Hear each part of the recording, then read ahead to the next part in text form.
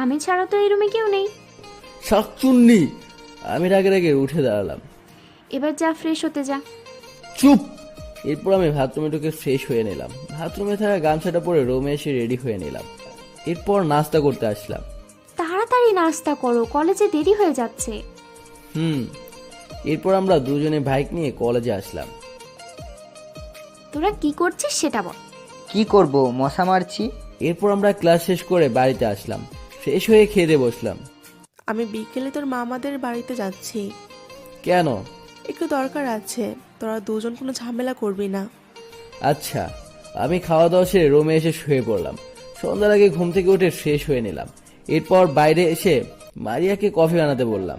পারবো না, নিজের জিনিস নিজে বানিয়ে খাও। তোকে বানিয়ে দিতে বলছি, তাতে কি হচ্ছে? আমার কাজ আছে। অসহ্য একটা। এরপর আমি কিচেনে এসে কফি বানাতে শুরু করলাম। আমার জন্য একটা কফি বানিয়ে দাও। ঠিক আছে। আমি কি তোর মতো নাকি? আমার মতো কি? তুই একটা বদমাইশ। আমি কফি বানিয়ে মারিয়াকে দিয়ে কফি নিয়ে ছাদে এসে বসলাম।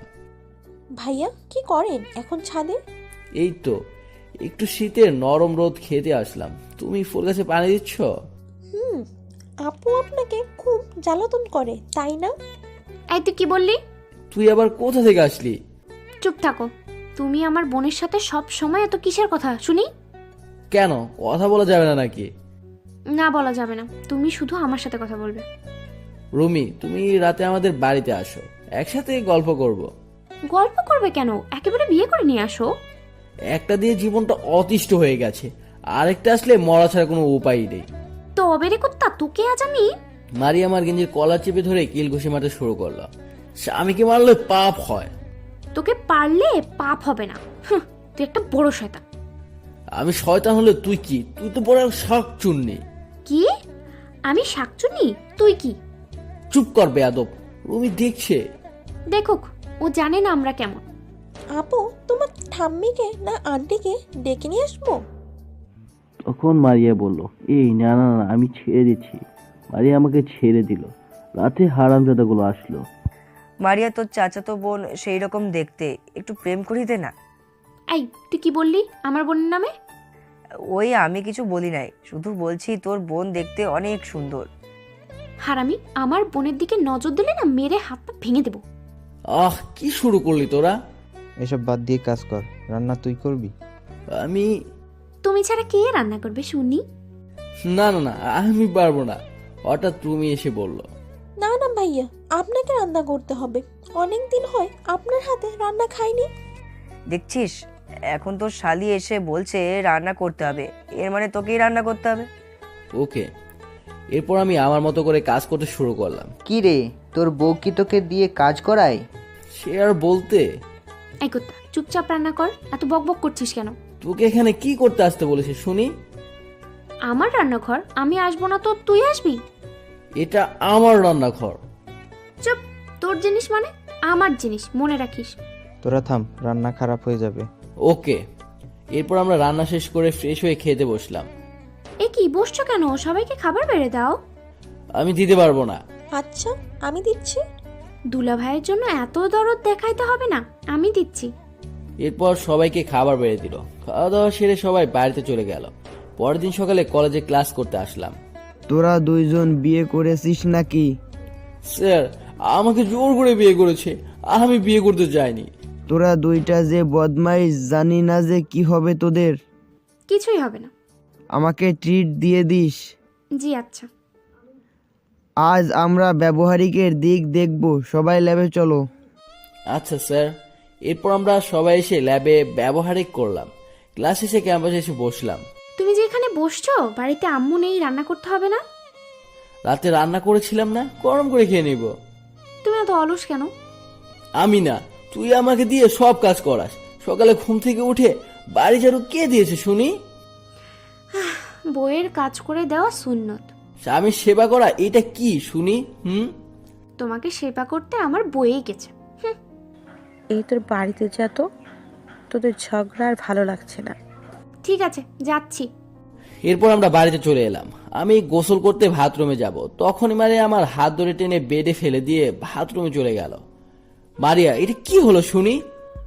এটা কিছুই হয়নি, আমার তাড়াতাড়ি গোসল করতে হবে, তাই বাথরুমে ঢুকছি। হঠাৎ কলিং বেল বেজে উঠল। এই সময় আবার কি এলো? আমি দরজা খুলে দেখি শাশুড়ি। ভিতরে আসেন। না আব্বু, ভিতরে যাব না, এখন তোমাদের দুপুরের খাবার নিয়ে আসছি। এই সময় আবার কি দরকার ছিল? রাতের খাবার ছিল, গরম করে খেয়ে নিতাম। সমস্যা নেই, দুইটা একসাথে খেয়ে নিবে। এখন আমি আসছি, তোমার আব্বু বাড়ি খেতে আসবে। আচ্ছা। এরপর আমি দরজা বন্ধ করে দিয়ে খাবার রেখে দিলাম। অন্য বাথরুম থেকে গোসল করে নিলাম। এরপর চেঞ্জ করে খেতে বসলাম। খাবার কোথায় পাইছো? আন্টি দিয়ে গেছে। আন্টি মানে? আমার মা তোমার শাশুড়ি আম্মা হয়। আচ্ছা, খাবার বেড়ে দে। নিজে বেড়ে খাও। আমি নিজেই খাবার বেড়ে খেতে শুরু করলাম। এইভাবে কয়েক মাস চলে গেল। হঠাৎ একদিন মারি এসে যা বললো, আমি অবাক হয়ে তাকিয়ে রইলাম। হায় হায়, বলে কি এই মেয়ে? হাঁ করে তাকিয়ে থাকলে হবে? আমি মিথ্যা কথা বলবো কেন? যা, তো এখন ভালো লাগছে না। এখন তোর ভালো লাগছে না? কি হয়েছে তোমার? মারিয়া, তুই এখান থেকে যাবি? আমি প্রেগনেন্ট, কিন্তু তোর আনন্দ হচ্ছে না? না, হচ্ছে না। তুই আর একটা কথা বললে আমি তোকে গলা টিপে মেরে ফেলবো। কি? তুই আমাকে মারবি? তোর আজকে খবর আছে। মারিয়া আমাকে মারতে আসলো, তখন আমি মারিয়াকে এক হাত দিয়ে উঁচু করে তুললাম। বেশি কথা বললে তোর খবর আছে। মারিয়া ভয়ে চুপসে গেল। আমাকে ছেড়ে দাও, আমি কিছুই বলবো না। আমি মারিয়াকে ছেড়ে দিলাম। মারিয়া দৌড়ে আম্মুর কাছে চলে গেল। কি হয়েছে মা, তোমাকে এমন লাগছে কেন? আমি প্রেগনেন্ট হবার কথা শুনে আপনার ছেলে আমার সাথে যা নয় তাই বলেছে। প্রেগনেন্ট হয় আপনার ছেলে খুশি না। ওর কথা বাদ দাও, তোমার সাথে মজা করেছে। না আম্মু, আপনার ছেলে আমাকে এক হাত দিয়ে তখনই আমি মারিয়া, বাজার নিয়ে আসি, বাজারগুলো নিয়ে ভেতরে রাখ, আর আমাকে এক গ্লাস পানি দে। সাগর তো বাজারে গিয়েছিল, তুমি কার সাথে কথা বলছিলে? হয়তো তুমি স্বপ্ন দেখছিলে। তাই হবে হয়তো। এরপর মারিয়া আমার জন্য পানি নিয়ে আসলো। কিরে, তোকে এমন লাগছে কেন? এমনি, এই নাও পানি। আমি পানি খেয়ে নিলাম।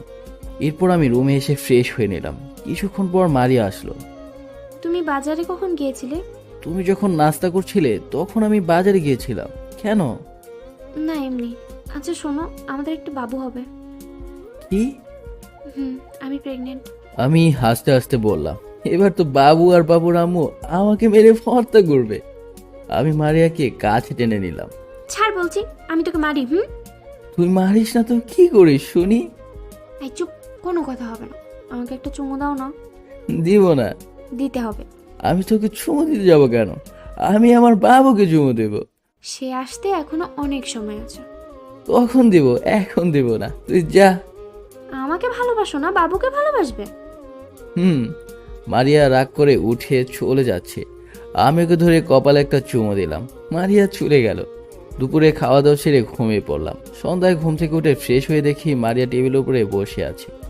তুই এখানে বসে আছিস কেন? ভালো লাগছে তাই বসে আছি। ঠিক আছে, তুই যা ইচ্ছা তাই কর। এরপর আমি বাথরুমে ঢুকে ফ্রেশ হয়ে দেখি মারিয়া নেই। আমি রুম থেকে বের হয়ে আম্মুর কাছে আসলাম। আম্মু, মারিয়া কোথায়? বিকেলের দিকে বাবার বাড়িতে গেছে। কিন্তু আমি এখন তোর সাথে কথা বললাম। তুই ভুল বকছিস, এখনো মারি আসেনি। আমি ভুল বলবো কেন? হয়তো এসেছিল, আমি দেখিনি। ওহ আচ্ছা। এরপর আমি হারামজাদাদের সাথে আড্ডা দিতে এলাম। তুই তাহলে বাবা হবি? তাহলে মিষ্টি খেতে দে। আমি খাওয়াতে যাব কেন? তোরা আমাকে খাওয়াবি। আমরা দিতে যাব কেন? তুই দিবি। আমার কাছে টাকা নেই, তোরা এখন দে, পরে আমি দিয়ে দিব। তা বললে কি আর হয়? এরপর ওদের জোড়াজুড়িতে মিষ্টি খেতে দিতে হলো। আমি এখন বাড়িতে চললাম, অনেক কাজ আছে। ঠিক আছে। এরপর আমি হাঁটতে শুরু করলাম। কিছু দূরে আসার পর মনে হলো আমার পিছু পিছু কেউ যেন আসছে। আমি পিছনে তাকিয়ে কাউকেই দেখতে পেলাম না। আমি মনে করলাম আমার মনের ভুল। আমি আবার হাঁটতে শুরু করলাম, কিন্তু আগের মতো আমার পিছু পিছু হাঁটার আওয়াজ পেলাম। আমি পিছু করে বললাম, এই তোরা আবার ঝামেলা করতে শুরু করেছিস? মনে করিস আমি ভয় পাবো? আমি ভয় পাবো না। এরপর আমি হাঁটতে হাঁটতে বাড়িতে চলে আসলাম। এসে দেখি মারিয়া বসে আছে। তুমি রাতে কোথাও যাবে না, তাড়াতাড়ি তো বাড়ি চলে আসবে। ঠিক আছে। আগুন ছুঁয়ে নে তো।